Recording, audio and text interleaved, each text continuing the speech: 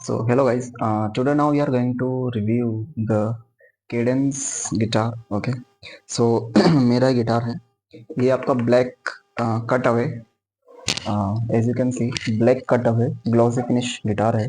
Okay, so ये capo भी मैंने लिया था. इसके साथ साथ मैं आपको बता देता हूँ क्या क्या आया था. सबसे पहले तो टू सेट ऑफ स्ट्रिंग्स आए थे. डिफॉल्ट स्ट्रिंग जो इसके अंदर लगी हुई थी उसकी क्वालिटियाँ बिलो एवरेज थी. ये फिर मैंने बाद में लगवाई है स्ट्रिंग्स. ये स्ट्रिंग्स बाद वाली जो लगी हैं इसमें ये डेडिरो की है. डेडिरो की ये 11 गेज वाली, सॉरी 10 गेज वाली मैंने लगवाई थी. 11 वाली इसलिए नहीं क्योंकि यू नो इसका फिर एक्शन बिगड़ जाता है ना. बैंड नेक होने की भी पॉसिबिलिटी थी. ठीक है, इसका एक्शन भी ज़्यादा था एज यू कैन सी. वैसे आपको शायद ही इसमें दिखेगा कैमरे के अंदर, बट मैं ट्राई करता हूँ दिखाने का. तो इसका जो एक्शन था वो काफ़ी हाई था. इसको भी मैंने लो करवाया so that especially for the beginners it can be easily play. Okay, है ना. सो एक्शन भी इसका सही करवाया है हमने. और इसका orientation, actually I am lefty, है ना. सो इसका जो ओरिएंटेशन था स्ट्रिंग्स का उसको भी लेफ्ट के अकॉर्डिंग करवाया. और थोड़ा थोड़ा मैं बेसिक भी बता देता हूँ. ये इसका हेड है गिटार का. काफ़ी आपको लोगों को पता होगा, जिनको पता अच्छी बात है, नहीं पता रिवाइज जाए. ठीक है, और ये कहलाती मेटल कीज या फिर ट्यूनिंग कीज भी बोलते हैं इनको. इनकी हेल्प से आप इनको स्ट्रिंग्स को टाइट या फिर लूज कर सकते हैं, जिससे कि जैसे यहाँ पर जो टेंशन होगा, ओके, वो इंक्रीज होगा या फिर क्या होगा, डिक्रीज होगा ऑब्वियसली. तो उससे जो ट्यूनिंग होगी, बेटर साउंड वाली जो चीज होती है, वो आप उसकी हेल्प से कर सकते हैं. उसके अलावा ग्लोजी फिनिश है, ब्लैक है, कट अवे है.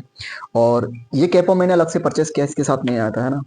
तो केपो से क्या होता है एक्चुअली, यहाँ पर ये जब स्ट्रिंग्स को जब ये प्रेस कर देता है प्रॉपरली, तो उससे अकोस्टिक, ये अकोस्टिक गिटार है. ओके, ना तो इलेक्ट्रिक है ना सेमी इलेक्ट्रिक है, just acoustic. Okay, so it will help play you know smoothly very. और इसके साथ में प्लेक्ट्रम आए थे, 3 प्लेक्ट्रम आए थे. शॉर्ट में जैसे केपो बोलते हैं. इसकी जो 2 साइड्स होती है ये तो फ्लैट में होती है, और जो एक साइड होती है वो ऐसे, उसकी जो कॉर्नर है वो काफ़ी ज़्यादा बाहर की ओर निकली हुई होती है, जिससे कि बजाने में काफ़ी ज़्यादा इजीनेस आता है. As you can say that, है ना.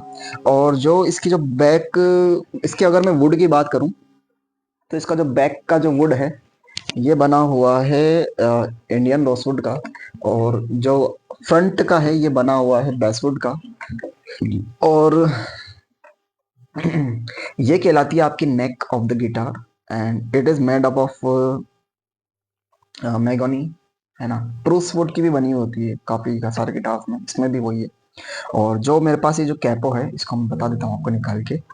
ये है मेरा गैलेक्स का A501 कैपो. ओके, मैंने इससे पहले परचेस किया था, वो लगभग 150 वाला था. पर उसकी ऑब्वियसली रेंज प्राइस भी कम थी, तो उसकी क्वालिटी भी काफ़ी लो थी. वो ना तो स्ट्रिंग्स को प्रॉपर, देखो ये प्रॉपर स्ट्रिंग को क्या कर पा रहा है, प्रेस कर पा रहा है, जिसकी हेल्प से क्या होता है एक्चुअली, जो साउंड्स है वो काफ़ी काफ़ी बेटर प्रोड्यूस होता है, जिसकी वजह से साउंड, अगर ये जो आपकी स्ट्रिंग्स है अगर ये ही बेटर प्रेस ना होगी, तो जो साउंड्स है उनका vibration, you know, tuning proper नहीं होगी, है ना. हिंदी में इसको बोलते हैं सन्नादियाँ, ओवर ट्यून. हाँ, ओवर ट्यून प्रॉपर नहीं होगा. तो इसी वजह से ये अच्छी क्वालिटी का कैप है. इसकी प्राइस ऑब्वियसली ज़्यादा है. ये मेरे को पड़ा था 585 रुपीज़ का, and Indian rupees obviously. Its body totally made up of the metal, है ना, almost. And it has a very good grip है. ये इसकी जो ग्रिप है वो काफ़ी स्मूथ और काफ़ी अच्छी. ठीक है, जिससे कि जो आपका जो स्ट्रिंग्स होगी वो प्रॉपरली क्या होगी, प्रेस होगी, जिस वजह से काफ़ी ज़्यादा आपको हेल्प मिलेगी. और इसकी अगर मैं स्प्रिंग की बात करूँ, जो मैंने पहले वाली ली थी ना, उसकी स्प्रिंग की भी क्वालिटी भी यू नो बेकार ही थी, अच्छी नहीं थी. हाँ, तो एक्चुअली फिर इसमें क्या प्रॉब्लम आपको आती है, अगर आप वो वाला लोगे कम रेंज वाला, तो उसके अंदर जब आप इसको लगाए रखोगे, अधिकतर जो गिटारिस्ट होते हैं इसको ऐसे लगा के ही रख देते हैं, मतलब बहुत कम लोग ही इसको अलग से हटा करके रखते हैं, अधिकतर ऐसे ही लगे रहते हैं इसमें. तो अगर ये लगा रहेगा ना, तो फिर आपकी जो स्प्रिंग है कैपो की, ये जो स्प्रिंग है इसकी, मैं ट्राई कर रहा हूँ, ये जो स्प्रिंग है ये इस अच्छी क्वालिटी की होनी चाहिए, तब जा करके ही आपका जो स्प्रिंग है वो खराब नहीं होगा और केपो लॉन्ग टाइम के लिए रन होगा। तो इसकी जो स्प्रिंग है वो बहुत अच्छी क्वालिटी की, लेकिन जो पुराने वाला उसकी क्वालिटी बेकार ही थी। बॉडी, इसकी जो बॉडी है मेटल की है, साथ ही साथ इसमें दिया हुआ है ये पिक होल्डर से। यहाँ पर मैं इजीली पिक्स को क्या कर सकता हूँ, लगा सकता हूँ या रख सकता हूँ, है ना। इसके पहले वाला जो गिटार वो था, कैपो था, उसकी पिक थी नहीं उसमें। इसमें पिक भी है, इसकी स्प्रिंग भी अच्छी है, दो बॉडी मेटल की है, तीन इसकी जो प्रेस करने की जो पावर है ना, कंप्रेसिंग पावर, वही मैन है कोपे केपो का काम ही वही है। तो जो पिछला वाला था वो उसकी इतनी अच्छी नहीं लगी थी मेरे को वैसे, हाँ। सो ये एक ओवरलुक है। और इसके साथ साथ मेरे को स्ट्रैप मिला था जब मैंने गिटार को इसको परचेज किया था। As you can buy it on the Flipkart, Amazon and other website, bajao.com and other etcetera etcetera. Okay, so ये इसका जो ये है, ये कहलाता है ब्रिज, है ना। ये इसके कहलाते हैं हुक्स, जिसकी हेल्प से, हाथ से बताता हूँ मैं थोड़ा। ये कहलाता है आपका ब्रिज, और ये होते हैं होल्स, है ना, जिसमें की जो स्ट्रिंग्स है, ये जो स्ट्रिंग्स है यहाँ पर ये इससे अटैच्ड है। और ये जो व्हाइट व्हाइट कलर की एक ये जो लाइन है, ये कहलाती है आपकी saddle.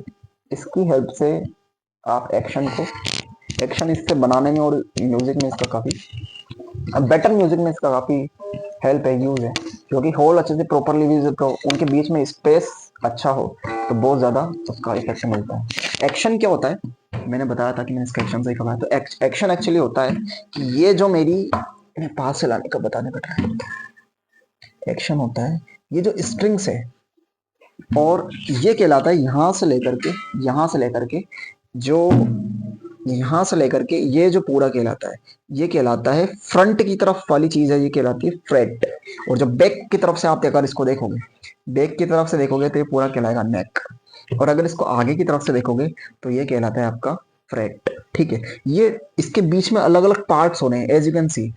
Okay, see, so these are the different parts or different, so these called by the frets. Okay, so total from the above, from here above to the bottom, it has 23 frets. Okay, we have to count from the above. Okay, this is first fret, second, third, and so on.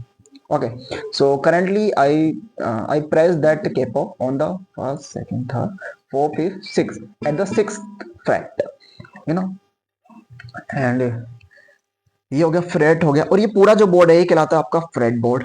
ठीक है, इसके साथ pics आई थी, plectrum बोलते हैं लेकिन short में pick बोल देते हैं। ये इसकी बेसिक बेसिक इन्फो मैंने आपको बताई। इसके साथ साथ में और मेरे को मिला था एक, मैं बता देता हूँ आपको, जस्ट अ सेकेंड। मुझे मिला था ये इसका एक बैग, है ना, कैडेंस की तरफ से, गिटार का बैग। बट इसकी जो क्वालिटी थी वो मेरे को ज्यादा कुछ खास तो लगी नहीं, सो एवरेज कह सकते हैं आप, कुछ ज्यादा अच्छी नहीं। और मैं देखता हूँ, हाँ एक चीज और मैं बताना भूल गया, जो एक तो है इसके साथ ये एक्स्ट्रा सेट ऑफ स्ट्रिंग्स आई थी, है ना, एंड प्लेक्ट्रम्स आए थे। ये रहे इसके अंदर प्लेक्ट्रम्स है, दो तीन, येलो कलर का, ब्लैक कलर का, है ना। ये 0.46 mm के प्लग हैं। ओके, और ये जो बांधने के लिए होता है, अगर स्ट्रेप को आप नेक पर ना बांधे और ऊपर की नेक पे बांधे तो इसकी इस थ्रेड की हेल्प से बांधते हैं, थ्रेड भी साथ में आता है। और एंड द मोस्ट इम्पोर्टेंट, मैं हीरो, पूरी फिल्म बता दी, मैं हीरो के बारे में बताना तो भूल गया। And now the hero of the movie, ये कहलाती है आपकी एलन की। कुछ नहीं, एक एल शेप की एक मेटल की रोड है। ओके, सो ये काम क्या थी, इसको बोला जाता है एलन की। ओके, सो ये जो आपका गिटार है, कभी कभी इसमें एक्शन या तो अप हो जाता है या फिर डाउन हो जाता है। मतलब या तो जो स्ट्रिंग्स है, स्ट्रिंग्स की फ्रेट बोर्ड से हाइट या तो बहुत ज्यादा अप हो जाती है या फिर बहुत पास हो जाता है। दोनों ही चीजों में क्या होती है, प्रॉब्लम होती है। It's like friction. Okay, in physics जब फ्रिक्शन बहुत ज्यादा होगा तब भी प्रॉब्लम होती है, जब फ्रिक्शन बहुत कम होता है तब भी प्रॉब्लम होती है। So same that like the action, इसको एक स्टैंडर्ड होता है और वो स्टैंडर्ड नापा जाता है 12 फ्रेट से। 12 फ्रेट मतलब ये आएगा 3 5 7 9 9 और ये 12, जहां पर ये दो डॉट्स बन के होंगे। 12 फ्रेट की पहचान ये होती है, हर एक यहाँ आप ये third freight, fifth, seventh, ninth, और ये दोनों मिलकर के कहलाएंगे आपका 12th फ्रेट। ओके, सो 12 फ्रेट में दो डॉट बने हुए हैं, यहीं से ही हाइट देखी जाती है स्ट्रिंग्स की, फ्रेट बोर्ड से वो कितनी हाइट पर है। एक स्टैंडर्ड हाइट होती है ना, तो वो हाइट है तो your guitar has better action, उससे ज्यादा है तो आपका एक्शन ज्यादा है, या फिर कम है तो कम है। ज्यादा या कम होगा ना एक्शन, तो फिर बजिंग साउंड आएगा, गिटार का प्रॉपर साउंड नहीं आएगा, म्यूजिक बेकार आएगा, अच्छा नहीं आएगा। ओके, और इसमें क्या क्या और मैं बता सकता हूँ, ये भी हो गया है ना। साथ ही साथ मैंने केपो के बारे में बताया, आपको प्लग के बारे में बताया, ट्यूनिंग के बारे में। इसकी ट्यूनिंग जब आया था तो आउट ऑफ ट्यून था, मेरे को ट्यूनिंग करने के लिए मैंने इसको यूज किया था। गिटार ट्यूनर नाम से आपको एक ऐप मिलेगा, guitar tuner. Okay, so by the help of that app you can tune the guitar very well. Okay, so इसमें जो जो इधर की देखो दो हैं, एक तो ये बॉटम की कीज है ट्यूनिंग कीज, और एक जो अपर पार्ट की ट्यूनिंग कीज है। Okay, so by the help of that इसको जब आप रोटेट करोगे क्लॉकवाइज और एंटी क्लॉकवाइज, तो पर्टिकुलर 6 स्ट्रिंग से आपकी ऑब्वियसली गिटार में है ना, यूकेलेले में 4 होती है स्ट्रिंग्स में, गिटार में 6 होती है, सबको पता है। ठीक है, क्यों बता रहा हूँ, आई डोंट नो। ठीक है, ऐसे ही क्यूरियोसिटी।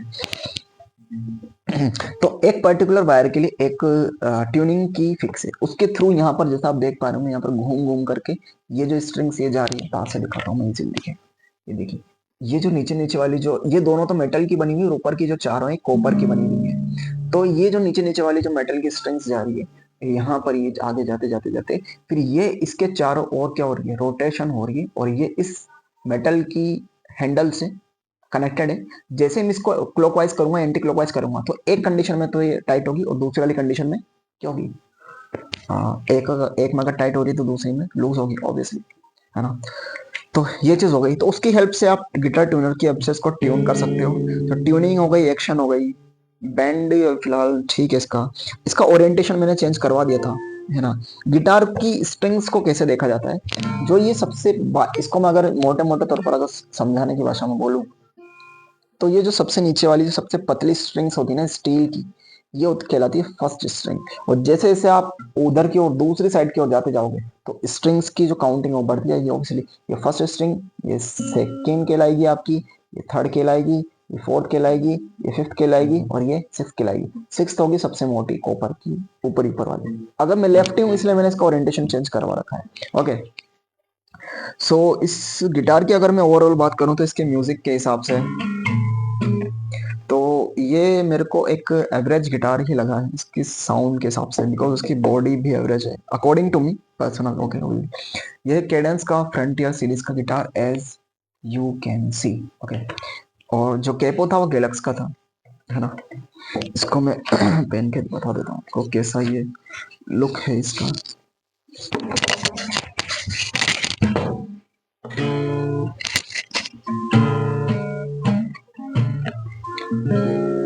तो फिलहाल मैं भी बिगिनर ही हूँ, ज़्यादा मेरे को इसका वो टाइम हुआ नहीं है परचेस की ओर। अभी फिलहाल I am also learning in learning phase.